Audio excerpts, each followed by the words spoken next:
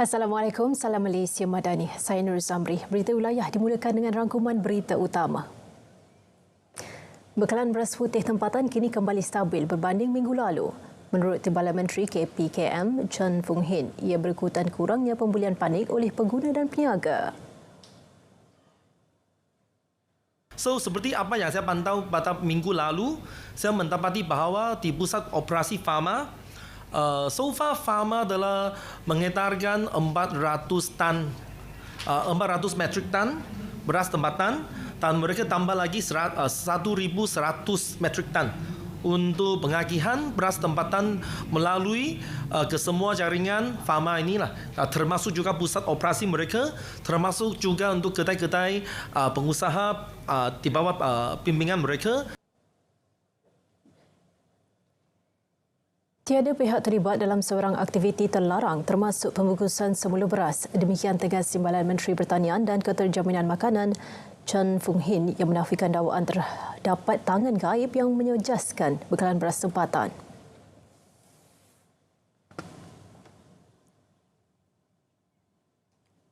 Seperti apa yang telah diulangi oleh Kementerian Pertanian dan Keterjaminan Makanan, so far kita tidak mendapati sebarang kesalahan di mana berlakunya kes tukar kambit. Okay. Selepas beberapa ratus operasi kita jalankan, bukan sahaja operasi dijalankan oleh KPKM, juga operasi bersepadu yang dijalankan bersama KPDN. So sampai sekarang memang tak ada bukti yang kukuh lah. Okay? Beliau berkata demikian pada sidang media perasmian sambutan Hari Rabi Sedunia 2023 di Ibu Negara. Peruntukan besar akan terus diberikan kepada Kementerian Kesihatan dan Kementerian Pendidikan dalam Belanjawan 2024 bulan ini. Jaminan itu diberikan Perdana Menteri Datuk Seri Anwar Ibrahim dalam usaha menambah baik mutu perkhidmatan jabatan dan agensi kedua-dua kementerian.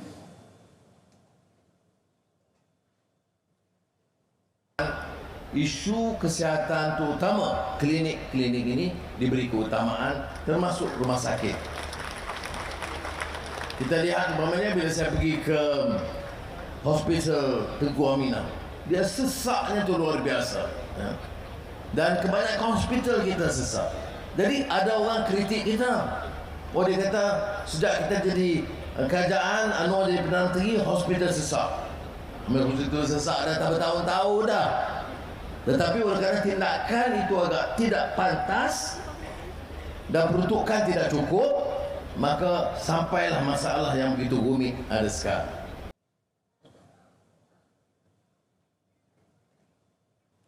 Dalam perkembangan sama, Perdana Menteri turut memberitahu rasionalisasi subsidi perlu dilaksana bagi memastikan bantuan tersebut benar-benar diterima golongan sasa. Ini termasuk caj rawatan hospital. Kalau betul nak bagi subsidi, bagi pegawai-pegawai, pekerja-pekerja yang majoriti, tak apa. Tapi yang atas 10% tu tak payah bagi subsidi. Jadi ini pendekatan yang kita harus gunakan. Macam hospital, rawatan di hospital kerajaan bayaran sedikit sekali. Untuk rakyat miskin betul sekarang ni ada yang madani, yang percuma pun ada. Tetapi yang kaya pun dapat juga rawatan begitu. Jadi apa salahkah kalau kerajaan kata kita kekalkan rawatan, tingkatkan rawatan lebih baik, kemudian lebih baik bagi seluruh rakyat negara ini, tetapi bagi kalangan yang paling kaya di atas, kita lah kenakanlah bayaran yang lebih tinggi. Terdahulu beliau lancarkan skim perubatan madani dan program Madani Afiat Peringkat Kebangsaan 2023 di Ipoh Perak. Sejak diperkenal Jun lalu, 112,887 isi rumah B40 telah terima manfaat program skim perubatan madani. Dan dalam tempoh sama, lebih 181,000 rawatan pesakit luar telah diberi menerusi 1,587 klinik swasta yang berdaftar dengan skim berkenaan. Lebih 9,000 permohonan kewarganegaraan sedang dipertimbangkan kerajaan setakat September tahun ini. Menteri Dalam Negeri Datuk Seri Saifuddin Nasution Ismail berkata, kerajaan melalui KDN sentiasa komited mempertimbangkan setiap permohonan kewarganegaraan secara adil dan saksama. Kerajaan juga telah melaksanakan pindaan bahagian 3 Perlembagaan Persekutuan Berhubung Perkara Kewarganegaraan dan hasil cadangan pindaan akan dibawa ke Majlis Raja-Raja bulan ini.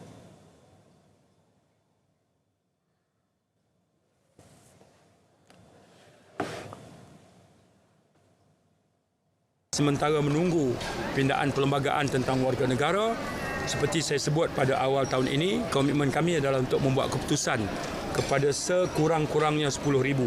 Dan setakat September, kami telah pun membuat keputusan kepada 9,539 permohonan.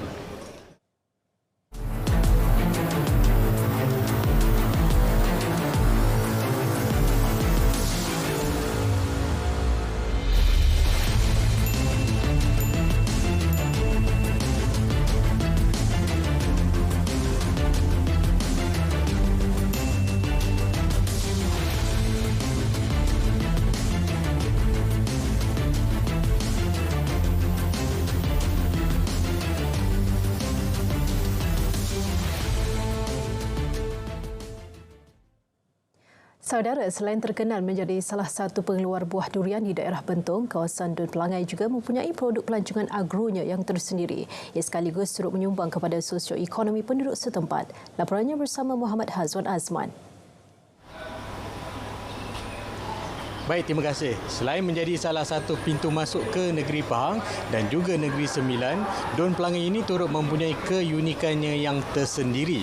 Berdekatan dengan kampung orang asli Sungai Bot, terdapatnya Kara Orchard yang menawarkan pengalaman pelancongan agro kepada pengunjung. Perinciannya terus saja bersama pemiliknya, Tony Lam Kung Long. Okey, Encik Tony, mungkin boleh ceritakan macam mana boleh dapat ilham nak ceburi dalam bidang pelancongan agro ni? Kerana keluarga saya ni semuanya peminat durian. Jadi kita pun macam melaburlah kat sikit dekat ni kebun durian, tiba-tiba makin lama makin minat. Lepas tu kita beli bertambah jadi besar, jadi resort. Lepas tu dekat Kara Orchard Resort sini kita menawarkan banyak spesies durian, lebih kurang dalam 30 jenis, termasuk musangking, duri hitam, teka dan berbagai lagi. Lepas tu sini yang famous tu kebanyakannya manggis semesta lah, yang orang panggilnya manggis Jepun. Lepas tu di Kara Orchard Resort kita menawarkan eco-tourism, macam ada aktiviti, hiking, resort trailing, macam tu lah. Okay, Cik Tony, difahamkan Cik Tony juga orang kata mengambil pekerja daripada penduduk di sini juga. Ya, saya menawarkan pekerjaan untuk macam pekerja tempatan orang asli, penduduk tempatan sini untuk bekerja dekat sini, daripada Telemong, dari Kara untuk kerja di sini. Jadi sambil bolehlah masa masing-masing semua mendapat nikmat lah daripada keuntungan macam tu lah. Okey, baik. Terima kasih Encik Tony di atas perkongsian itu. Sementara itu, pilihan raya kecil PRK Dun Pelangai yang menyaksikan pertemuan 3 penjuru di antara calon Barisan Nasional BN, Datuk Amiza Abu Adam, calon Perikatan Nasional PN, Kasim Samad dan calon bebas Hasli Helmi DM Zul Hasli. Tempoh kempen yang memasuki hari ke-9 hari ini masih lagi berjalan lancar, di mana calon bertanding kekal fokus turun padang untuk bertemu pengundi di Dun ini. Selain menggunakan platform media sosial berkempen untuk menyasarkan kepada pengundi luar yang akan turun mengundi pada 7 Oktober nanti. Baik, saya kira itu saja perkembangan semasa langsung daripada Dun Pelangai ini. Kembali bersama rakan penyampai di Angkasa Puri, Kota Media. Baik, terima kasih Muhammad Hazwan Azman atas perincian itu.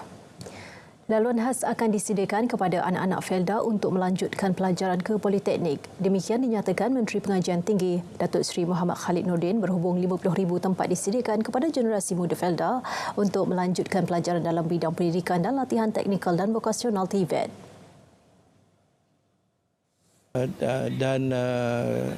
Bagi Kementerian Pendidikan Tinggi, kita memang sedang berbincang dengan banyak institusi-institusi yang lain untuk kita mudahkan masuk ke Politeknik supaya sekurang-kurangnya mereka boleh mengikuti program diploma.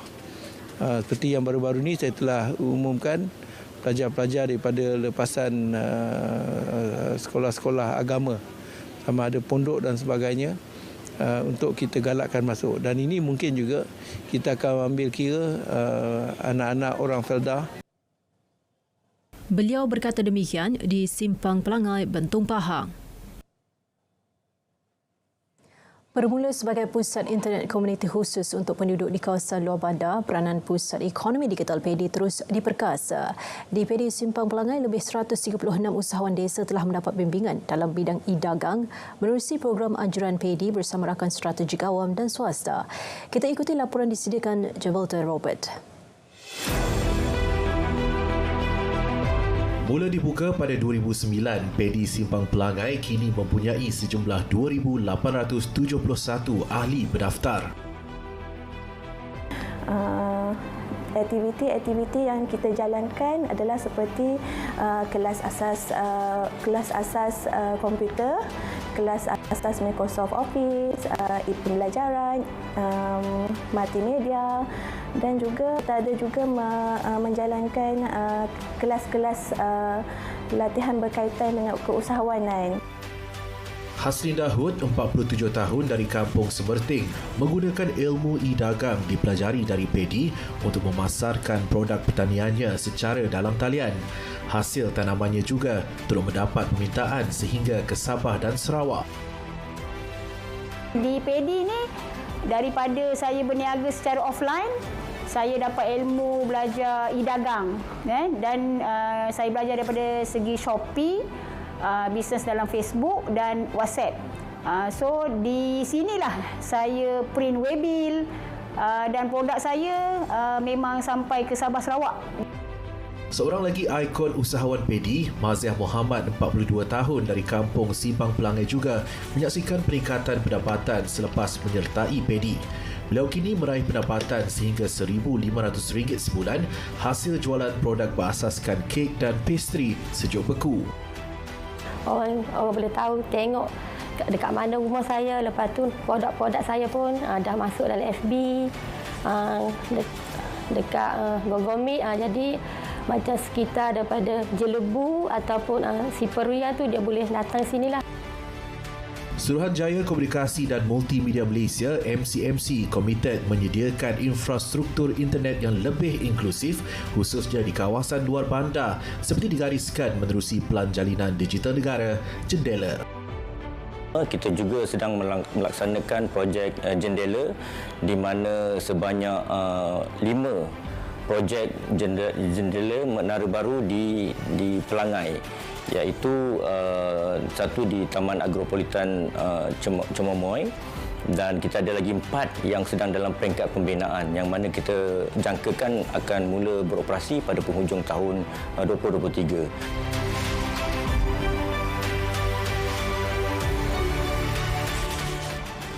Kerajaan berhasrat melaksanakan inisiatif Satu Dun Satu PEDI seperti digariskan dalam Belanjawan 2023 adalah diharapkan lebih ramai komuniti di sekitar Pelangai memanfaatkan fasiliti disediakan di PEDI Simpang Pelangai untuk mendapatkan ilmu dalam bidang ICT dan perniagaan sekaligus mampu melahirkan lebih ramai ikon usahawan PEDI. Jabatan Robert, RTM.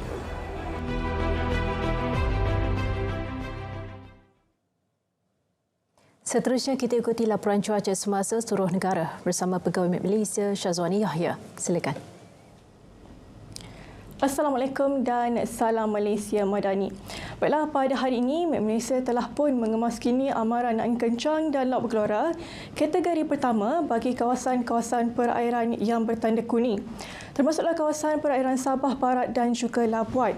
Dan menjelang 3 Oktober nanti, terdapat penambahan kawasan amaran iaitu melibatkan kawasan selatan Phuket dan juga Selat Melaka Utara, termasuklah kawasan perairan Perlis, Kedah dan juga Pulau Pinang.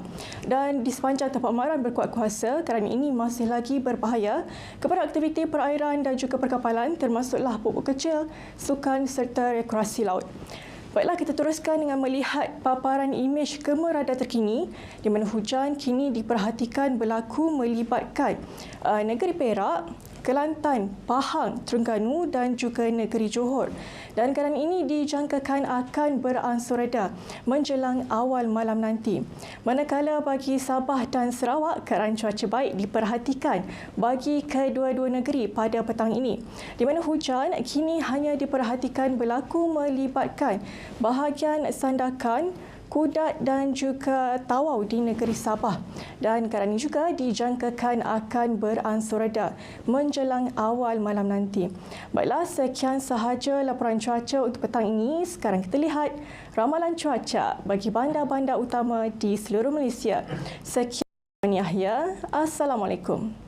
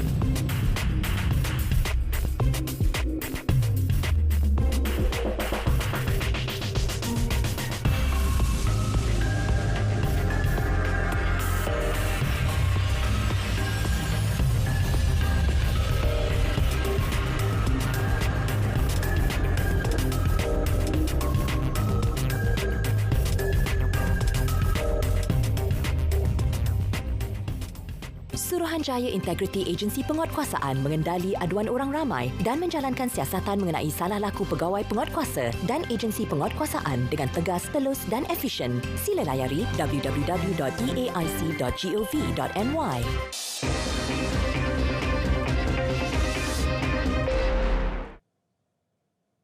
Baik, seterusnya kita ke Bumi Kenyalang. Antara fokus hari ini, pembangunan hotel di Pekan Marudi memenuhi keperluan penduduk tempatan dan penginapan pelancong. Perinciannya kita langsung sahaja bersama Bu Mawin. Baik, terima kasih Nurul. Penubuhan Hotel 3 Bintang di Marudi adalah tepat pada masanya kerana ia bukan sahaja memenuhi keperluan penduduk tempatan di negeri ini, malah turut menyediakan penginapan kepada pelancong dari luar negara. Premier Sarawak Datuk Petinggi Tan Sri Aban Johari Tunopeng berkata pembangunan hotel ini merupakan salah satu projek infrastruktur yang diperlukan selain menyediakan bekalan elektrik dan air kepada masyarakat luar bandar. Katanya perkhidmatan disediakan ini dijangka dapat membantu memenuhi permintaan yang semakin meningkat, terutama sekali ketika penganjuran acara berskala besar. Malah ianya akan menjadi salah satu daripada tunjang transformasi Pekan Marudi, meningkatkan aktiviti ekonomi serta mempelbagaikan sumber ekonominya di samping mewujudkan peluang pekerjaan kepada penduduk tempatan. Beliau berkata demikian pada Majlis Pecah Tanah Hotel Marudi oleh Perbadanan Pembangunan Ekonomi Sarawak SEDC di Marudi semalam.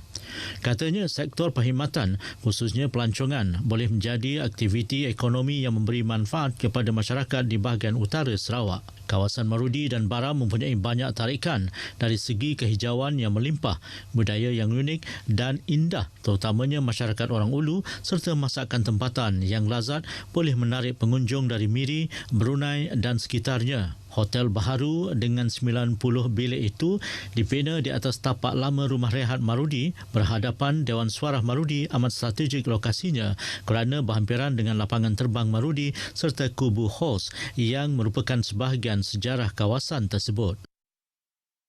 Kuching Marathon tetap mendapat tempat di hati pelari dari dalam dan luar negara tahun ini. Menteri Pelancongan, Industri Kreatif dan Seni Persembahan, Datuk Seri Abdul Karim Rahman Namzah berkata, walaupun bertembung dengan standard chartered maraton antarabangsa di Kuala Lumpur hari ini, Kuching Marathon mencatatkan lebih 10,000 penyertaan.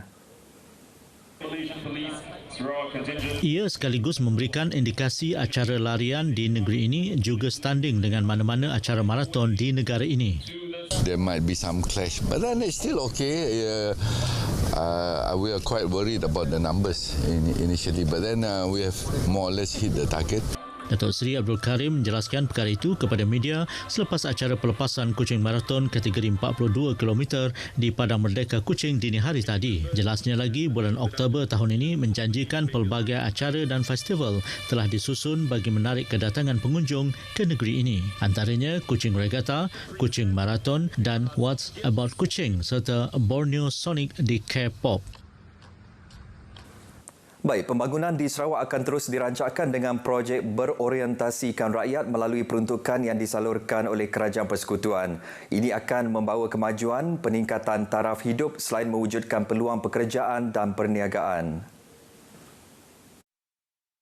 Timbalan Menteri Pengangkutan, Datuk Hasbi Habibullah berkata, bagi tujuan itu, sejumlah 22.6 juta ringgit disalurkan Kerajaan Persekutuan untuk melaksana projek itu sekaligus berupaya mengubah lanskap sosioekonomi di koridor tenaga diperbarui Sarawak, SCORE. Selain itu, katanya, Kerajaan Persekutuan turut meluluskan peruntukan lebih 6.828 juta ringgit untuk melaksanakan 33 projek komuniti dikenali Community at SCORE di bawah Agensi Pembangunan Wilayah Utara NRDA. Beliau menyatakan demikian pada Majlis Penyampaian Bantuan Pelajar B40 bagi kawasan NRDA di Dewan Bunga Raya Limbang. Datuk Hasbi yang juga ahli Parlimen Limbang berkata, Premier Sarawak Datuk Petinggi Tan Sri Aban Johari turut memperuntukkan dana berjumlah 1.5 bilion di bawah NRDA meliputi Limbang dan Lawas untuk melaksana projek infrastruktur berimpak tinggi meliputi kawasan seluas 7.790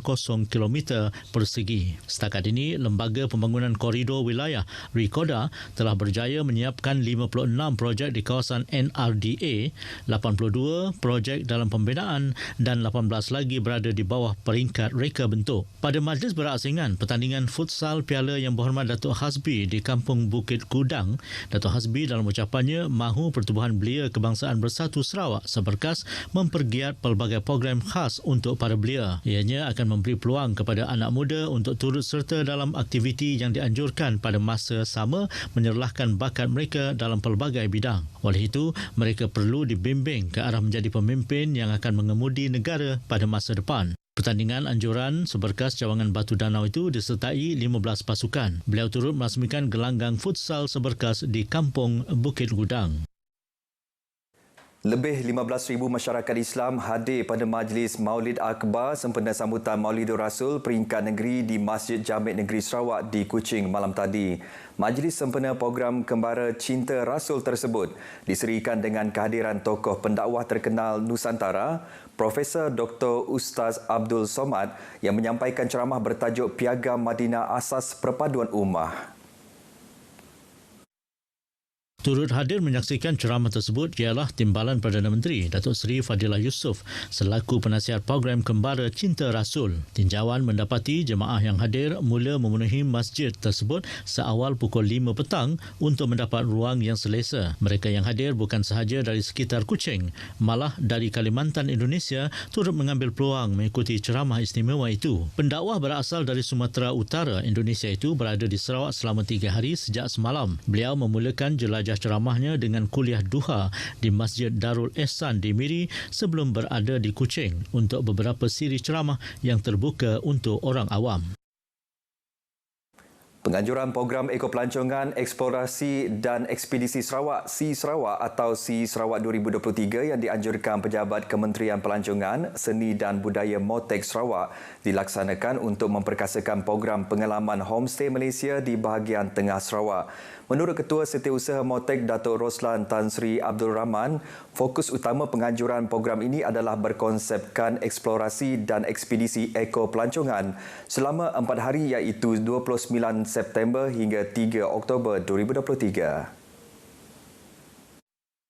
Program ini melibatkan 4 elemen aktiviti termasuk pengalaman homestay, eksplorasi ke tempat tarikan pelancongan alam semula jadi, ekspedisi off-road menggunakan kenderaan pacuan 4 roda dan kempen kesedaran konservasi produk eko pelancongan.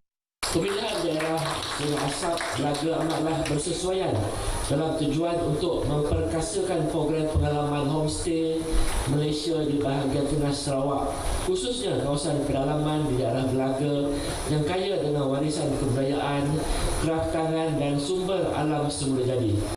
Beliau berucap pada perasmian Si Sarawak di Umar Belo, Sungai Asap, Belaga. Teks ucapan beliau dibacakan oleh Setiausaha Bahagian Kanan Pengurusan Kementerian Pelancongan, Seni dan Budaya, Datuk Saharudin bin Abu Sohod. Beliau mendedahkan homestay daerah Belaga kurang mendapat pendedahan berbanding homestay di bahagian selatan dan utara Sarawak seperti di Bau, Pedawan dan Bario. Pada 2022, tiada pelancong antarabangsa direkodkan serta hanya 1.24% atau bersamaan dengan 333 pelancong domestik mengunjungi daerah Belaga berbanding keseluruhan pelancong domestik seramai lebih 26,000 yang mengikuti program pengalaman homestay ke Sarawak pada 2022.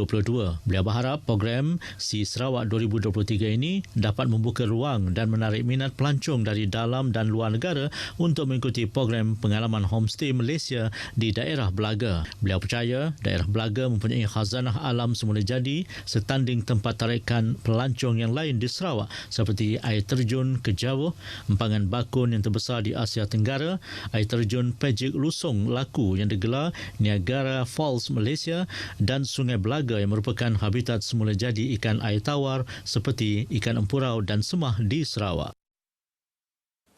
Baik, sementara itu sasaran Kerajaan Sarawak menjadikan Sarawak sebagai destinasi utama ekopelancongan dan acara perniagaan di rantau ASEAN mampu direalisasikan jika semua pihak memainkan peranan masing-masing. Menurut Adun Murum, Kennedy Cukpai Ugun, pelancongan adalah salah satu daripada 6 sektor utama menjadi fokus dalam Pelan Strategi Pasca COVID-19 PCDS 2030 Sarawak. Jelasnya, inisiatif khidmat nasihat bantuan yang diberikan Kementerian Pelancongan, Seni dan Kebudayaan (MOTEK), Jabatan Pertanian serta agensi lain dalam menyuntik dan menyemarakkan industri berkaitan kesenian, kebudayaan, pengembaraan, culture, adventure and nature dan sebagainya di kawasan Murum amat dihargai. Bimbingan dan bantuan yang diberikan oleh MOTEK bersama dengan agensi-agensi yang lain akan menjadi penggalak kepada penggiat-penggiat industri ini khasnya di kawasan kita untuk terus maju, berdaya saing dan sustain dalam meningkatkan taraf sosioekonomi masyarakat kita. Beliau berkata demikian pada perasmian program Si Sarawak di Umar Belo, Sungai Asap, Belaga. Majlis itu dirasmikan Setiausaha Bahagian Kanan Pengurusan Kementerian Pelancongan, Seni dan Budaya, Datuk Saharudin bin Abu Sohod yang mewakili Ketua Setiausaha Kementerian Pelancongan, Seni dan Budaya. Kennedy dalam ucapannya turut berharap pihak MOTEK dapat menyalurkan dana tahunan berupa geran bagi penganjuran pesta-pesta yang ada di kawasan Murum, antaranya Pesta Seni dan Kebudayaan Apau Koyan, Pesta Do Ledo Kayan, Pesta Lepa Ajau Ladong Bio Kenyah, Pesta Saviek Kajang dan Pesta Adat Tapau Penan. Beliau berharap pesta-pesta ini dapat dimasukkan ke dalam kalender pelancongan Malaysia. Baik saudara, perkongsian itu tadi mengakhiri berita dari Sarawak. Salam Malaysia Madani. Kita kembali bersama Nurul di Angkasa Puri untuk berita seterusnya. Nurul, silakan. Bu Mawin, terima kasih atas perincian itu.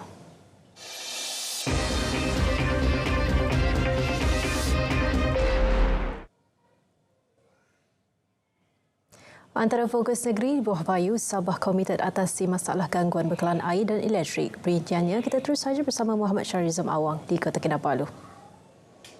Jam, silakan. Ya Nurul, Sabah terus komited memastikan masalah gangguan bekalan air dan elektrik di negeri ini dapat diselesaikan dalam tempoh antara 2 hingga 3 tahun dari sekarang.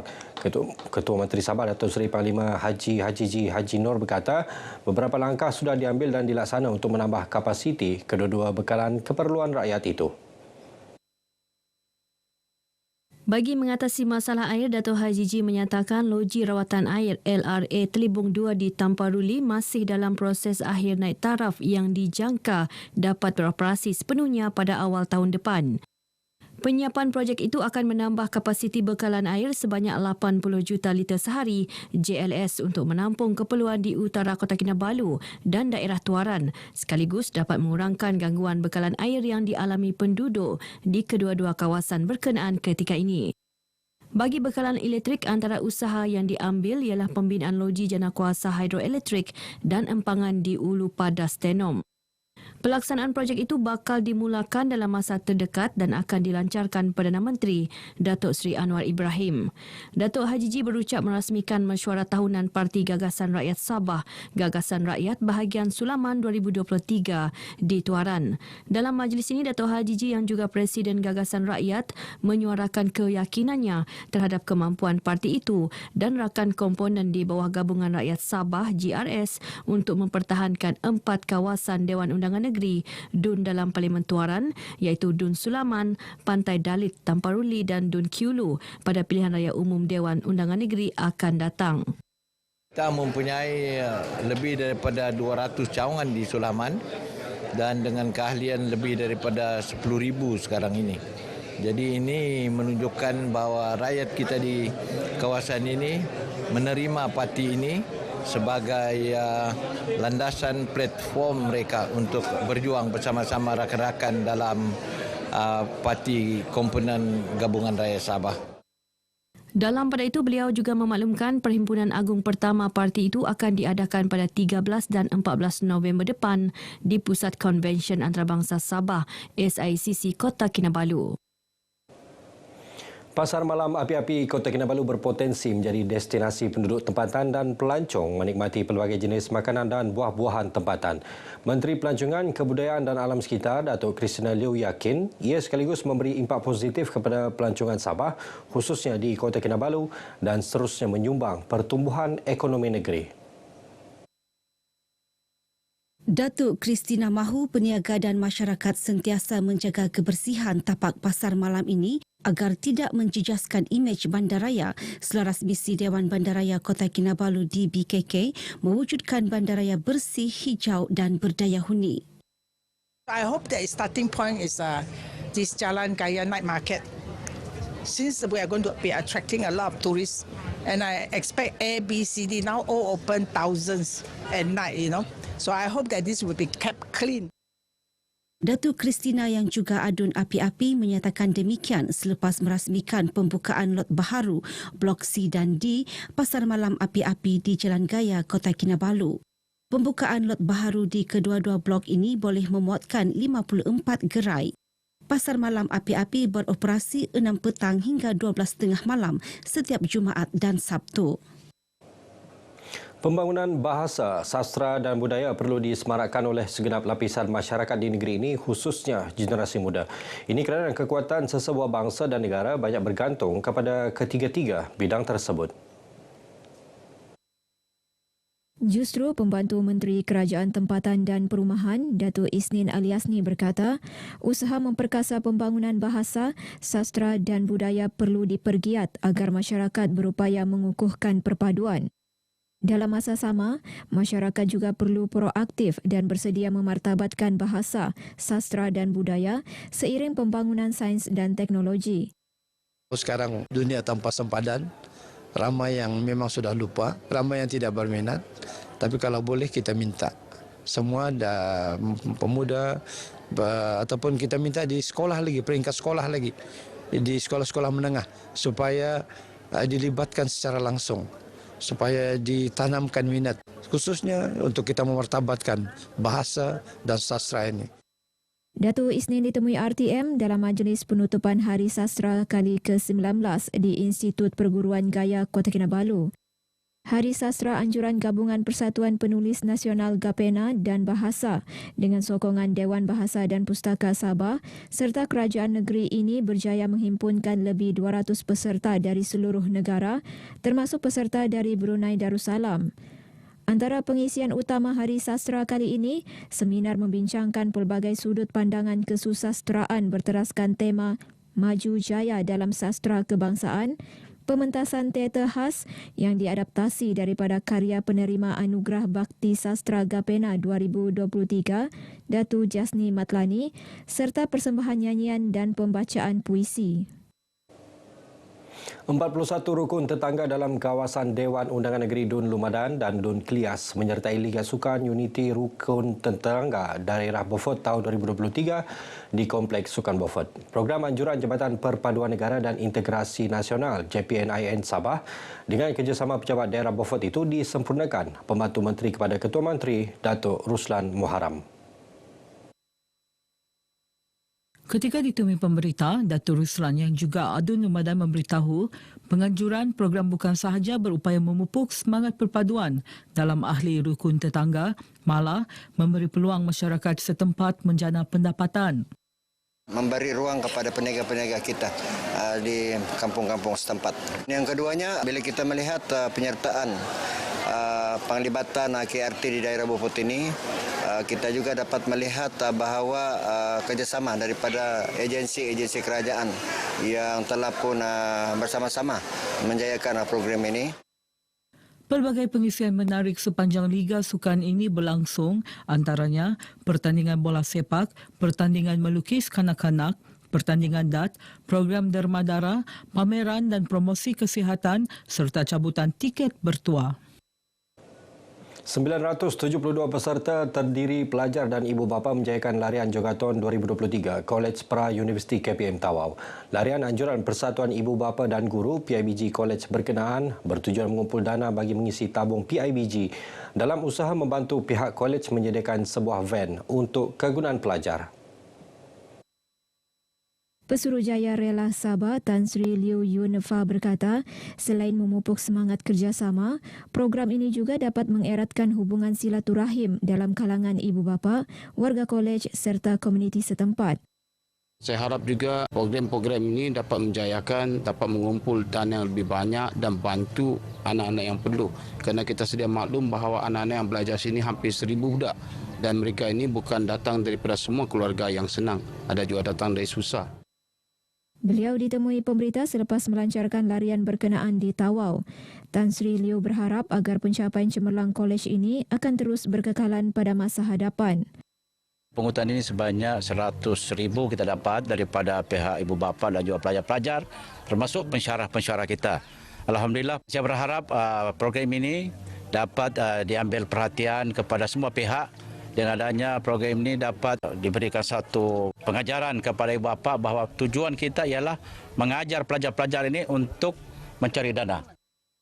Dalam majlis ini, Tan Sri Liu yang juga pengerusi Desa Grup Sabah menyumbang sebanyak RM10,000 untuk tabung PIBG College sebagai tanda sokongan berterusan terhadap aktiviti pelajar. Turut diedarkan 1,000 yogurt produk luaran Desa Farm kepada peserta dan warga kolej berkenaan. Sempena program Semarak Eskom at Kalabakan, RTM menerusi Tawau FM mengadakan program radio di lokasi RDL bagi mendekati dan beramah mesra dengan peminat dan pendengar setia Tawau FM. 4 penyampai Tawau FM iaitu DJ Z, DJ Azah, DJ Aki dan DJ Wan J bersiaran secara langsung dari Dewan Terbuka Daerah Kalabakan. Selain temu bual bersama Komander Eastern Sabah Security Command Eskom DCV Victor Sanjos, penyampai-penyampai Tawau FM turut mengadakan rancangan permainan, kuis, menyiarkan lagu serta menyampaikan maklumat. Ini adalah salah satu misi Tawau FM jugalah ya. Selain kita mengadakan program radio di lokasi bertemu dengan pendengar-pendengar Tawau FM di kawasan bandar. Selepas ini kita harapkan agar Tawau FM akan dapat mengadakan program radio di lokasi ini di lebih banyak lagi tempat di kawasan luar bandar demi untuk menyampaikan mesej, menyampaikan maklumat terus kepada pendengar kita. RDL Tawau FM menjadi tumpuan orang ramai dalam program ini selepas gerai pameran Eskom dan Jabatan Kesihatan Negeri.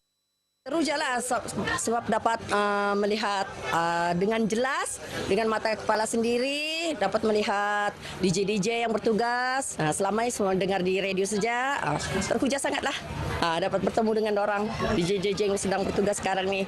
adalah lebih baiklah radio di lokasi ini.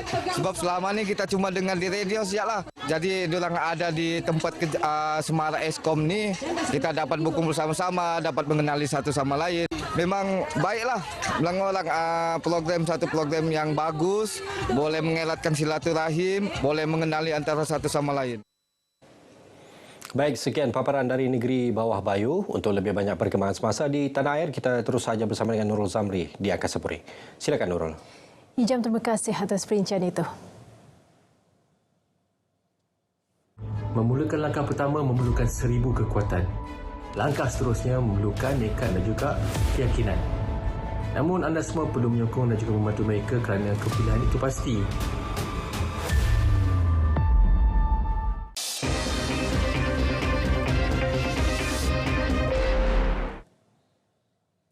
Sultan Mizan titah cari model terbaik mentadbir tanpa pembangkang serta projek pembangunan semula kompleks Pasar Payang dijangka beroperasi November ini. Perkembangannya langsung saja bersama Muhammad Rashidi Muhammad Isa dari Terengganu. Rashidi, silakan. Ya. Sultan Terengganu, Sultan Mizan Zainal Abidin menitahkan pentadbiran kerajaan negeri agar mencari kaedah terbaik bagi memastikan ketulusan sistem pentadbiran ekoran ketiadaan wakil pembangkang di Dewan Undangan Negeri DUN. Ia perlu sebelum sebarang keputusan demi kepentingan kerajaan dan rakyat diputuskan. Disiplin serta cabang ilmu pentadbiran yang teratur dan berkesan dapat dipastikan dengan cara kolaborasi menyeluruh di semua peringkat badan-badan kerajaan yang berkepentingan. Kerajaan kita haruslah memberikan penumpuan kepada segmentasi bagi mengutamakan bidang-bidang yang bakal memberi multiplier effect di dalam persekitaran sosial serta ekonomi yang inklusif, hukum dan mampan melalui perkembangan pembangunan wilayah di negeri Terengganu, melestarikan pelan pembangunan pelancongan, pembasmian kemiskinan dan kesejahteraan rakyat, peluang pelaburan dan pekerjaan, perkembangan potensi pertanian, pembangunan modal insan. Demikian titah baginda sewaktu merasmikan mesyuarat pertama penggal pertama Sidang Dewan Undangan Negeri DUN Terengganu ke-15. Dalam pada itu, Sultan Mizan menitahkan kerajaan perlu menggandakan usaha bagi menarik dan mempergiatkan aktiviti penggalakan pelaburan serta memberi fokus kepada kluster yang telah dikenal pasti. Peruntukan kerajaan sebanyak 69.3 juta ringgit bagi projek pembangunan semula kompleks Pasar Payang dijangka beroperasi November ini. Projek dibiayai sepenuhnya kerajaan persekutuan itu dalam usaha menyediakan persekitaran yang lebih kondusif dan selesa bagi para peniaga dan pengunjung, seterusnya merancangkan lagi sektor pelancongan Terengganu. Timbalan Menteri Pembangunan Kerajaan Tempatan KPKT Akmal Nasrullah Muhammad Nasir berkata, ketika ini kerja-kerja akhir sedang dilaksanakan, manakala bangunan Pasar Payang 2 yang sedang beroperasi pada masa ini akan diteruskan dengan fungsi berbeza. Hanya ada beberapa isu yang perlu diselesaikan dan insya-Allah jangkaan kami memang sasarannya untuk siap tahun ini. Jadi kalau tidak ada apa-apa sebabnya lah sebelum surah tu kita kena pastikan soal defect dan sebagainya tu untuk kita elakkan. Bangunan baru ini akan menjadi tumpuan barangan kraftangan kita, sementara kompleks yang dianggap sementara ketika ini insya-Allah akan terus beroperasi dengan fungsi yang berbeza. Jadi perkara itu akan disusun oleh Majlis Bandaraya.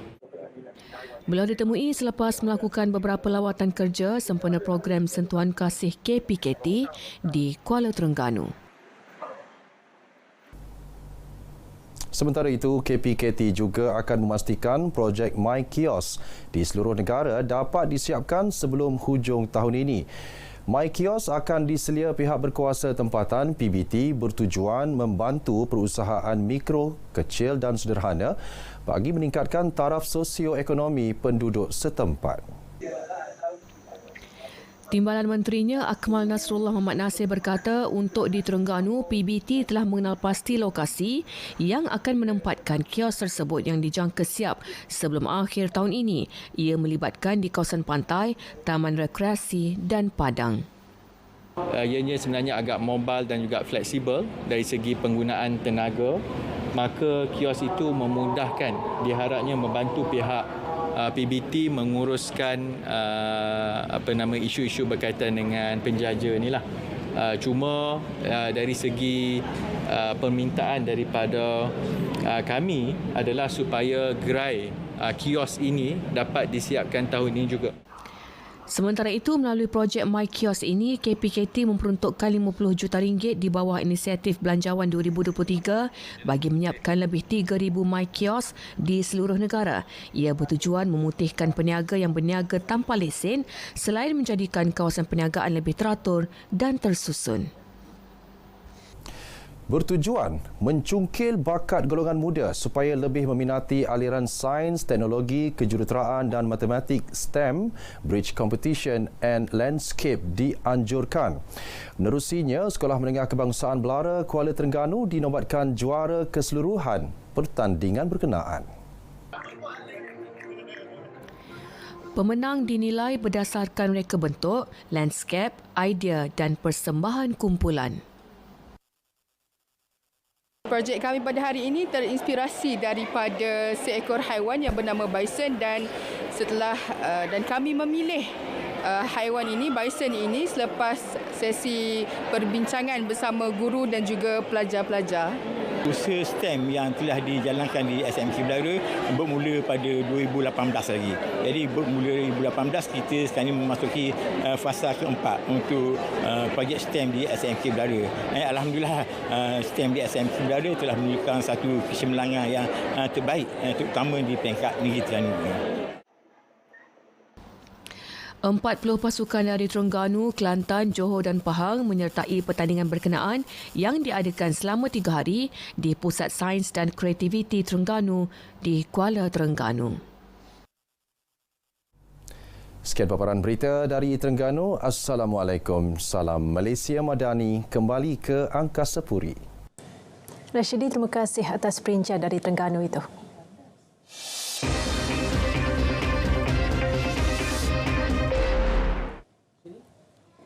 Hampir 30% gerakan koperasi di Pulau Pinang terjejas teruk ketika Perintah Kawalan Pergerakan PKP dilaksana suatu ketika dahulu.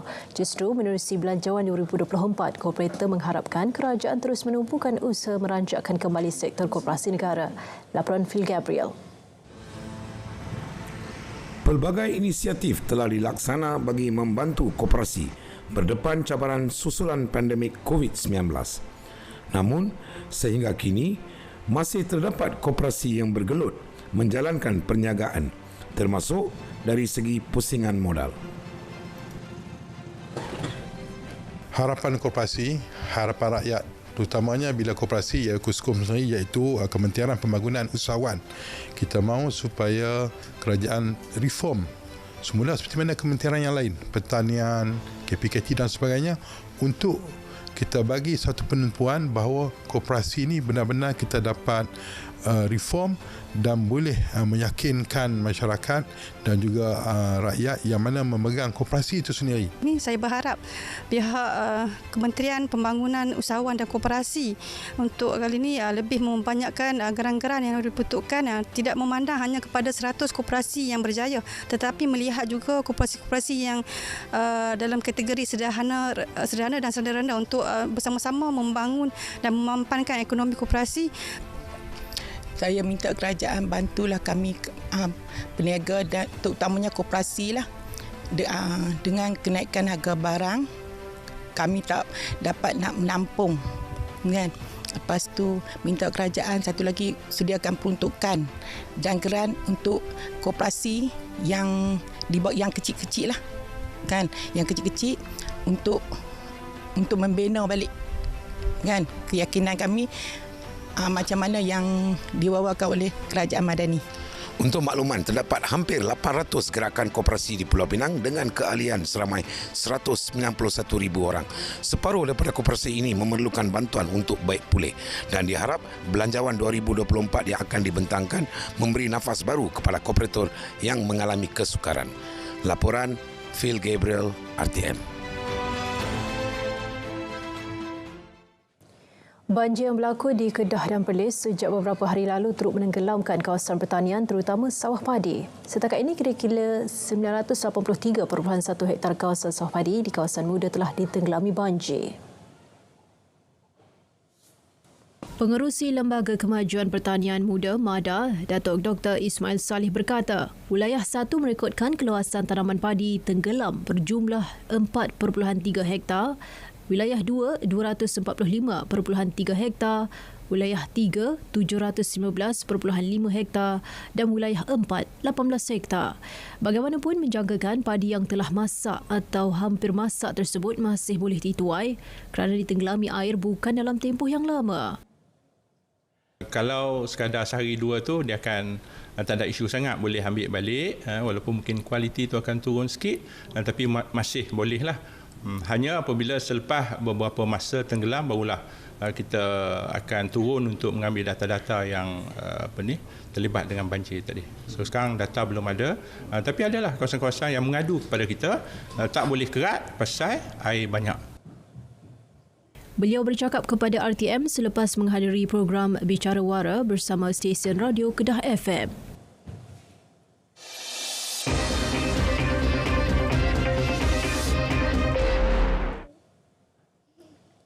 Semua hospital awam di Johor diarah bersiap sedia menerima penambahan pesakit susulan bacaan kualiti indeks udara yang tidak sihat dicatatkan hari ini. Esko Kesihatan dan Perpaduan Ling Tian Sun berkata, langkah proaktif itu diambil berdasarkan pengalaman berdepan situasi jerbus sebelum ini.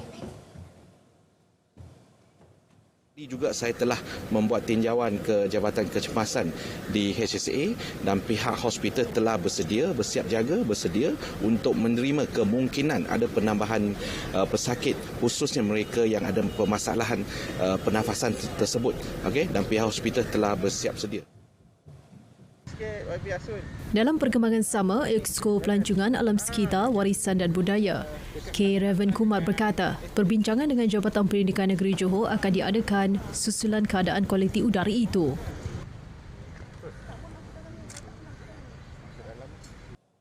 Nanti kita pun akan adakan perbincangan di peringkat dengan Jabatan Pendidikan sekali untuk advice lah. First advice is always kalau dah lebih daripada 100 kita advice dia kurangkan aktiviti luar.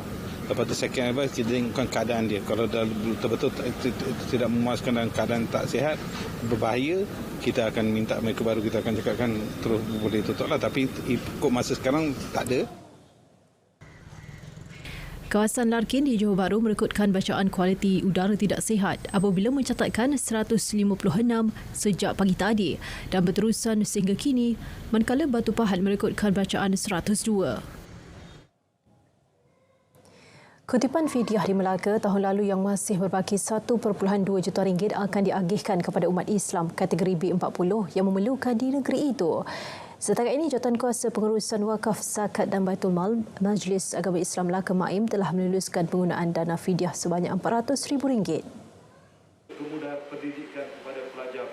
Esko Pendidikan, Pengajian Tinggi dan Hal Ehwal Agama Negeri, Datuk Rahmat Mariman berkata, selain sumbangan tunai 10 buah komputer kepada sekolah rendah agama, mesin basuh dan kerusi kepada sekolah dan sekolah tahfiz turut diagihkan. Luluskan RM400,000 untuk golongan-golongan terlibat iaitu bantuan RM150 Malaysia seorang disalurkan kepada 70 orang pelajar daripada 14 sekolah dengan jumlah peruntukan RM147,000.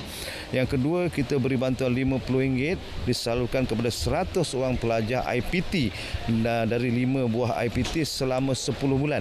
10 bulan ni bukan sebulan, 10 bulan, dan yang diperuntukkan adalah sebanyak RM250,000. Beliau berkata demikian pada perasmian majlis penutup dan penyampaian anugerah khas Maulidul Rasul di Dataran Pusat Islam Bukit Pala. Tahun lalu, kutipan fidyah berjumlah 2.34 juta ringgit telah diagihkan kepada fakir miskin berdaftar di bawah Maim. Ia termasuk agihan serahan beras dan wang tunai melalui Jawatankuasa Penyelaras dan Pembangunan Dewan Undangan Negeri Japarun serta mereka yang terjejas akibat pandemik COVID-19.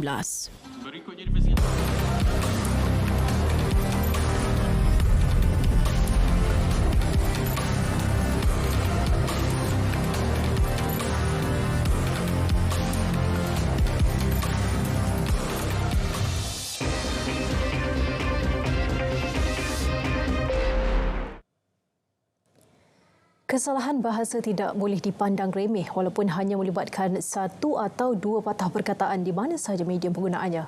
Martabat bahasa kebangsaan perlu diangkat serta dipertahankan agar tidak menjejaskan kredibilitinya. Yang kurik itu gandhi, yang merah itu saga, yang indah itu budi, yang baik itu bahasa. Michelle Wang ada pinggisannya. Bahasa Melayu diiktiraf bahasa kebangsaan sejak merdeka. Namun, ia tidak menjamin digunakan dengan tepat dan betul dalam semua situasi. Sering ditemukan kesilapan penggunaannya termasuklah papan tanda, platform media sosial mahupun ketika urusan rasmi. Bukan sahaja wujud kesalahan tata bahasa dan ejaan, tindakan mencampur adukkan bahasa asing pastinya menyakitkan mata dan telinga pengamal yang memperjuangkan ketinggian nilai bahasa Melayu. Ahli Dewan Negara Senator Datuk Seri Profesor Dr. Awang Sarian yang juga mantan pengerusi Lembaga Pengelola Dewan Bahasa dan Pustaka DBP terkilan kerana masih ada yang kurang endah mengenainya. Isu yang lebih besar sebenarnya ialah penggunaan bahasa secara umum di tempat awam, iaitu yang berkaitan dengan pelaksanaan Undang-Undang Kecil Pengelanan yang menetapkan syarat bahawa bahasa yang diutamakan adalah bahasa kebangsaan, bahasa Melayu. Siapa lagi yang sepatutnya mengangkat nilai bahasa kebangsaan jika bukan warganya? Justru, fokus DBP tahun ini memperkasa bahasa kebangsaan dengan meraihkan industri kreatif. Salah satu peluang memperkukuh nilai dan jati diri bahasa Melayu. Selaras Pelan Strategik DBP 2021 hingga 2025 berpandukan 3 asas utama. Menjadikan bahasa Melayu sebagai bahasa pentadbiran, ilmu dan ekonomi. Sebab itu kita sangat menggalakkan dalam usaha kita memperkasakan bahasa kebangsaan. Sektor keuangan, sektor perbankan, sektor perniagaan, baik melibatkan dalam dan luar negara, menggunakan bahasa kebangsaan. Dengan itu kita dapat memberi nilai kepada bahasa kebangsaan itu, bahasa Melayu itu sebagai bahasa ekonomi. Tugas ini ternyata bukan mudah kerana memerlukan sinergi dan kolaborasi bersungguh-sungguh semua pihak. Maka kami memerlukan rakan sinergi yang pelbagai, terutamanya kalangan media, kalangan pemain industri dan pihak berkuasa tempatan, agensi kerajaan serta sektor swasta untuk bersama-sama DBP bagi memastikan agenda memperkasakan bahasa kebangsaan dapat dilaksanakan dengan mudah. Ayuh, sama-sama raikan Bulan Bahasa Kebangsaan 2023. Sertai Karnival Dekad Bahasa Kebangsaan pada 25 hingga 27 Oktober di Universiti Multimedia Cyberjaya sebagai tanda sokongan padu kita semua. Pemahaman dan penggunaan bahasa kebangsaan harus diperkukuh dan diperkembangkan seiring peredaran zaman. Gagasan nilai serta keyakinan terhadap bahasa Melayu wajar diterajui menjadi asas pembentukan negara. Marilah sama-sama menegakkan budaya linguistik serta menjaga bahasa kita agar ia tidak dicemari. Michelle Wang, RTM. Pemburuan pingat Malaysia hari ini diteruskan atlet akuatik terjun yang bakal turun dalam saingan akhir pada 11 petang. Bagi mendapatkan perkembangan lanjut, kita terus saja bersama Muhammad Zamri Sohrani di Hangzhou, China. Baik, terima kasih. Dari sukan terjun jangkaan 2 butir pingat boleh dituai hari ini. Gandingan atlet terjun negara Nur Davita Sabri dan Eng Yen Yi berpeluang menambah pingat dalam acara 3 meter papat anjal seirama. Kita mengharapkan sekurang-kurangnya pingat perak atau gangsa kerana dua terjun ini pernah meraih perak di Jakarta Palembang 2018 dalam acara yang sama.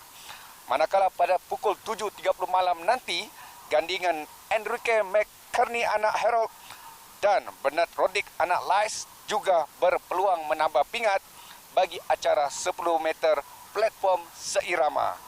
Sekian daripada saya dari Pusat Akuatik Sukan Olimpik Hangzhou yang sahih di berita RTM. Zamri, terima kasih. Baik, saudara, paparan itu tadi mengakhiri berita wilayah hari ini. Malaysia Madani, tekad perpaduan penuhi harapan. Assalamualaikum.